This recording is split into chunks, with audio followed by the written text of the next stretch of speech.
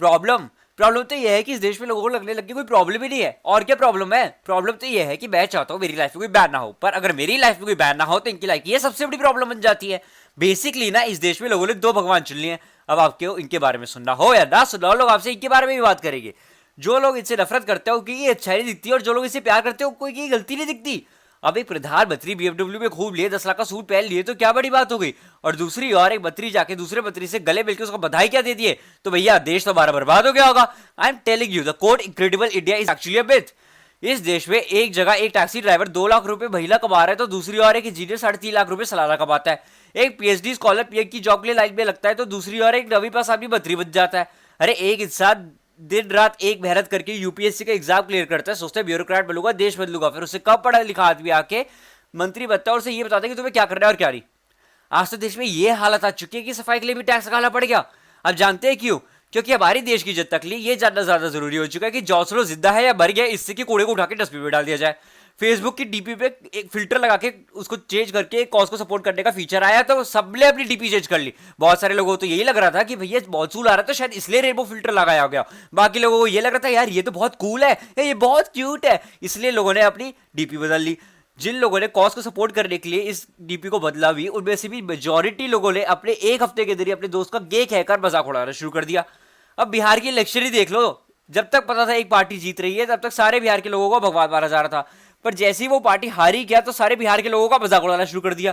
अब इसमें गलती किसकी है? प्रधानमंत्री जी की या उस पार्टी के लीडर की? जी नहीं, किसी की नहीं। जैसे रिजल्ट आए थे वैसी नई सरकार को उस पार्टी के लीडर ने कॉन्ग्रेचुलेट कर दिया था ट्वीट करते हुए। अब दाल ही देख लो, एक जगह दाल आपको 200 रुपए की मिल जाएगी और दूसरी और आपको जीवन बीमा 12 रुपए में। अब पूछे क्यों? क्योंकि आपकी देश की सरकार को आपकी बहुत फिक्र है। वो जानते हैं कि यार भूखे मरने वाले हो, अब भूखे मर ही रहे हो तो कम से कम जीवन बीमा करा के मर लो ना। जेम्स बॉन्ड की एक मूवी आई, उसका 1 मिनट का किसिंग सीन हमारे देश के कल्चर के खिलाफ, और वहां दूसरी ओर क्या कूल है हद 3 का ट्रेलर, उसमें तो हमारी भगवान की बड़ी पूजा हो रही होगी ना। अरे मैं तो कहता हूँ ताजमहल क्यों पूरे देश को एक अजूबा डिक्लेयर कर दो। अब रख दे बसंती तो देखी ही होगी, उसके अंदर इंसान शुरू में कितने जोश में बोलते हैं सिस्टम बदलना है तो फिर सिस्टम को ज्वाइन करो और फिर बदलो। फिर उसके दोस्तों को समझ आता है कि भैया सिस्टम बदलना दूर की बात, सिस्टम में आज इतना करप्शन है कि उसको ज्वाइन करने में हालत खराब हो जाती है। फिर वो लोग उनके अपने सोल्यूशन के अकॉर्डिंग करप्ट लोगों को मारते हैं और फिर उनका एनकाउंटर हो जाता है। अब आपने मूवी में तो इतना ही देखा होगा, इसके बाद क्या होता है मैं आपको बताता हूँ। इसके बाद 2 हफ्ते तक सारे मीडिया हाउसेस इस न्यूज को कवर करेंगे अपने टीआरपी रेटिंग बढ़ाने के लिए। हमारे देश का यूथ इंडिया गेट जाके कैंडल विजिल निकालेगा, सेल्फी खींचेगा, फेसबुक पे अपलोड करेगा, सिंपैथी से लाइक गेन करेगा, एक हैशटैग के साथ हैशटैग ट्रेंड कर जाएगा, और उसके बाद यही यूथ जाके एक बार में जाके बियर पिएगा और यही बात करेगा कि जो हुआ वो बहुत बुरा हुआ। ये सब ड्रामा 2 हफ्ते तक चलेगा जब तक एक नई खबर नहीं आ जाती। जैसी नई खबर आ जाएगी तब सब भूल जाएगी कि क्या हुआ और क्या नहीं।